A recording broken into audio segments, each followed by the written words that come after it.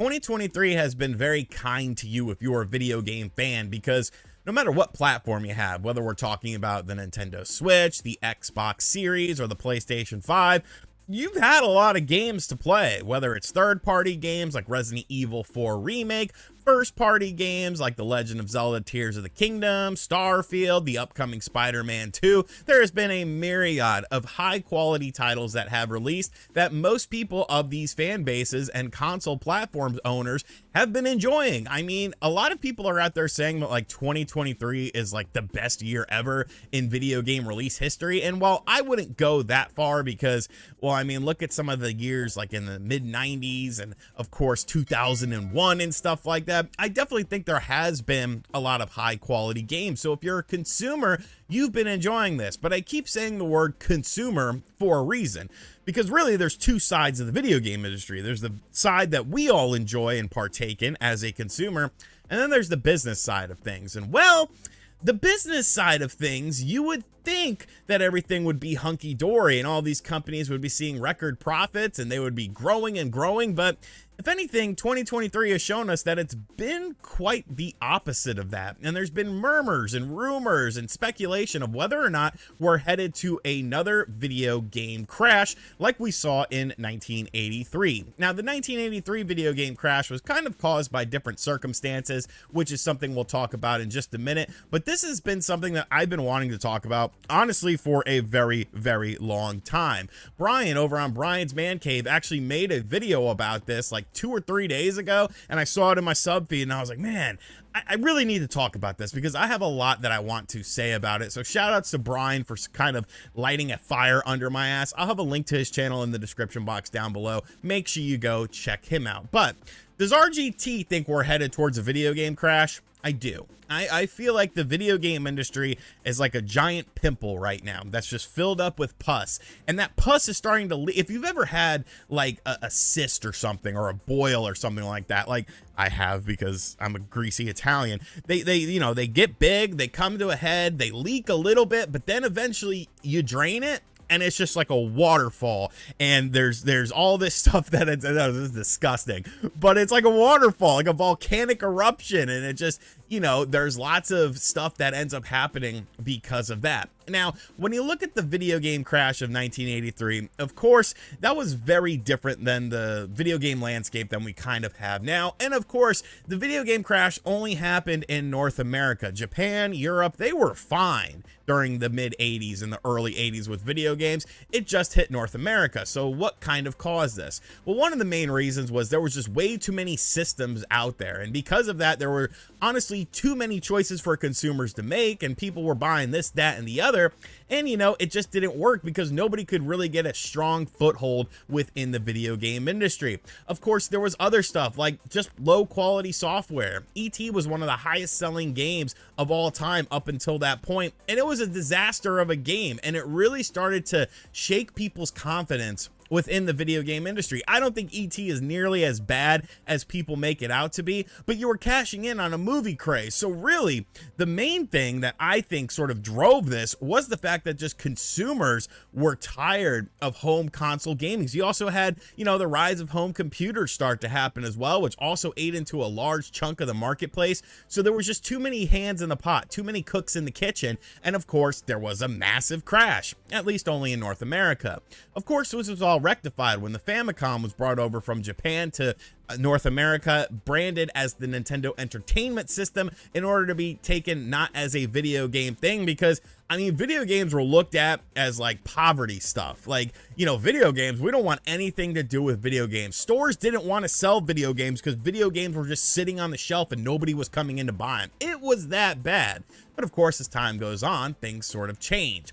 When you look at the video game industry of 2023, though, you don't really have as many of those problems that you did back then. As far as too many console manufacturers, I mean, really, you have 3. You could kind of count these mini PCs and handheld PCs as a, small niche of the market. But at the end of the day, really, it's just Sony, Microsoft, and of course, Nintendo making consoles. As far as track record is concerned with games, I mean, yes, there have been some disastrous launches within the video game industry, but most of these games end up getting somewhat fixed, and people have a short-term memory And of course, when you look at the stuff like sales of games and stuff, game sales are higher than they've ever been. It seems like they're generating more and more revenue. So what would cause a crash then? Well, you kind of got to look at the finer details of things, because yes, while the video game industry is making way more money than they ever have, it's also costing more money to make these games. And now we're starting to see layoffs because of this. Companies are downsizing at an alarming rate. Just within the past couple of weeks, there have been like 4 different companies that are like, we're letting people go. Team 17, Telltale, hell, freaking Naughty Dog is letting people go. And it's like, wait a second, you know, Naughty Dog, you guys should be on the top of a mountain right now. You guys have been selling tons of games. You're one of the highest selling franchises with stuff like The Last of Us on PlayStation platforms. Why would you let people go? You're seeing this with Embracer Group shutting down companies within them.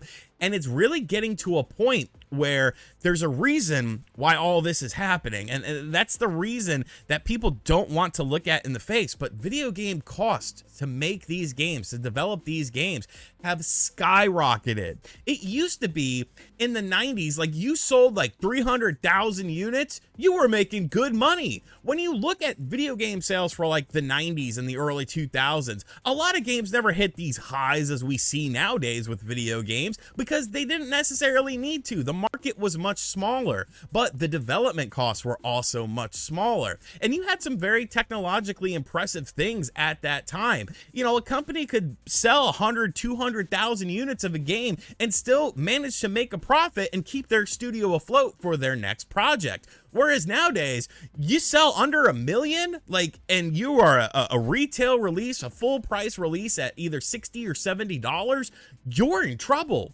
One bad game can make your whole studio shut down completely, be erased from the world of video games. Look at what happened with Callisto Protocol. That game came out as a $70 game. A lot of people were kind of underwhelmed by that game. I thought it was fun. I enjoyed it. It was exactly what I wanted the game to be. Maybe it was a little bit clunky, but for a first time effort from a brand new studio, you would expect them to have a little bit of leeway. You would expect them to not put all their eggs into one basket and have sort of something to fall back onto. But they didn't.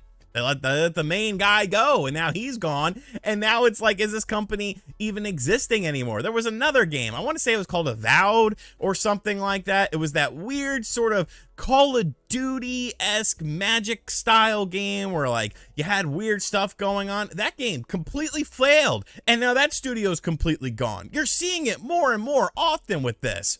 So what kind of crash is actually going to happen? Well, I think we're going to start seeing less and less companies out there developing games for high budget releases. The indie market has managed to be sustainable because a lot of these companies don't have that same sort of problem. They're not putting in millions and millions of dollars into their games, so they don't need to sell millions and millions of copies. Look at something like Sea of Stars. That game was considered a success, selling 250,000 copies, and it's a retro style RPG. More companies are going to have to look at older graphical styles and less graphically demanding stuff when it comes to their games if they want to stay around and stay profitable within the industry. But I think the other thing that's going to happen is people kind of complain that, you know, first party Sony games and first party Xbox games, they seem to take a long time now, especially compared to like the PS2 or the PS3 era and stuff like that. It's taking longer and longer for these games to come out and get sequels and stuff like that. So you're seeing more remakes, more remasters, all that sort of stuff. And that's the kind of stuff that you're going to see. If anything, it's going to take longer and longer for these high, big budget games to come out because companies need to look at something and be like, hey, if we need to sell 5 million copies just to break even of this game, we need to release at a time when there's not a lot of competition. We need to release a game that's, you know, going to be ahead above the rest of the games industry at that time. And then there's that fear. There's that worry. Well, what if our game flops?